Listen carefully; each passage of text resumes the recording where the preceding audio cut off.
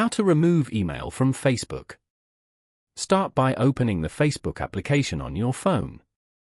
You are now in the Facebook homepage.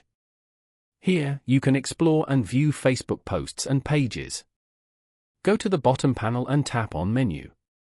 Scroll down and go to the Settings and Privacy section. Then, tap on Settings.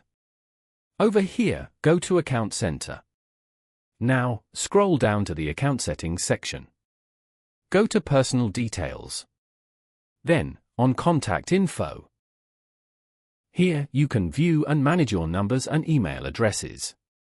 Tap on your email. Now, tap on Delete Email Address. Tap on Delete again to confirm. You'll no longer be able to use this email address to log in. Following these steps, you can easily remove email from Facebook. Thank you for watching. Please leave a like if this tutorial helped you, or leave a comment below if you have any questions related to the video.